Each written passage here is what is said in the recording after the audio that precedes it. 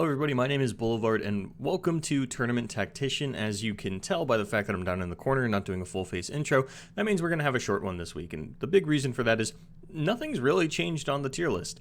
There haven't been a whole lot of tournaments firing off. We kind of pumped the brakes on that one a little bit, but the meta really has settled pretty quickly here, and we're not seeing any major shakeups. So, we're still seeing Pirate aggro kind of overtake TF Swain. That is sort of the one big swap, as well as I deleted the Trundle Lee Sin deck because I don't think we're actually going to see it again. But yeah, Pirate aggro seems to have overtaken the TF Swain as the popular Bilgewater Noxus deck, at least in the tournaments that I've been seeing. But outside of that, everything's pretty par for the course. So, if you are really interested in taking a deep dive into this, go ahead and watch last week's Tournament Tactician, where I really go over and explain all of this stuff. But it doesn't make too much sense for me to explain it 2 weeks in a row. So instead, I'm just going to jump straight into the lineups, which also going to look very similar to what we saw before.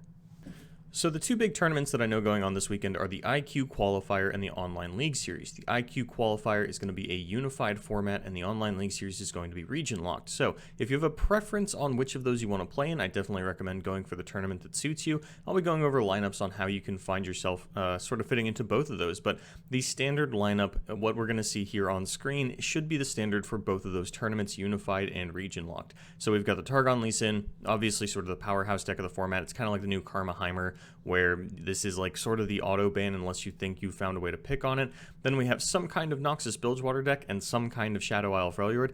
I really can't get more specific than that because it is down to player preference. I don't know why Draven is actually the thing on the Noxus Bilgewater, but it should be Riptide Rex because that is the card that every single one of these is playing, be it, Noxus Nab has pretty hard fallen off, but some players have sort of combined the Noxus Nab alongside the Pirate aggro and just started to play Twisted Fate Gangplank with things like Decimate. And then, we have Shadow Isle Freljord. You've got options for that between War Mothers, Endor, Zombie Ash. Noxus Bilge could be Twisted Fate Swain, Pirate aggro, or that Nab deck. And then Targon Lee Sin, whether or not you put in Zed, it's still basically the same deck, and it is something that you're going to have to watch out for. And I would recommend bringing a strategy to ban the Targon Lee Sin unless you're going for a triple aggro lineup, which would look something like this. So in a region-locked format in the OLS, if that's what you're playing, and this is sort of what the aggro lineup is going to look like, Pirate aggro, Nightfall, and Shen Fiora are definitely three of the more popular decks. Shen Fiora feels like a little bit of an awkward put into the aggro lineup sometimes, but it is a deck that can go ahead and kill your opponent relatively quickly. You're not actually all about that Fiora win con. That's why you play things like the Greenglade Caretaker. And then, as much as I'm not a big fan of it, we do have Nightfall here instead of Endor Spiders. And the reason for that is that the Endor Spiders really doesn't feel like it has a great Lee Sin matchup. And as much as I do think that the deck is a little bit higher in raw power than Nightfall, it just doesn't get the job done against the one deck that you're looking to pick on. So if you are a big Endor Spider player, you can still go for it. I think you're going to have a bit of a rough time against the Lee Sin. You are just a little bit too of a combo heavy early game. Like, I'd say it's probably at most 50-50 on ending the games with and without Endor, and you really don't get the game-ending Endors against the Lee Sin deck, so I think that you are already kneecapping yourself a little bit by having to play on that hyper-aggro strategy. Like, you would actually be better off just cutting the Endors if you were looking to pick on Lee Sin, and once you do that, then you kind of have to concede that Nightfall is the better aggro deck. But this is what you would be running if you were going into the OLS, into a region-locked tournament. If you are playing in the IQ Qualifier, you do get to mix things up a little bit because of the no-card overlap rule. One of the things that I noted really early on, and this was a couple Tournament Tacticians ago at this point, when Pirates started to come to the forefront of the meta, was that there's actually no Noxus overlap between Pirate aggro and Discard aggro, because Discard really doesn't play things like Noxian Fervor. They don't have any units that are going to survive it, and because they need to empty their hand, cards like that could have to sit there for a while look really awkward. So if you're going into the unified tournament, into this IQ Qualifier, this is the aggro lineup that I've seen most people playing in that style of tournament.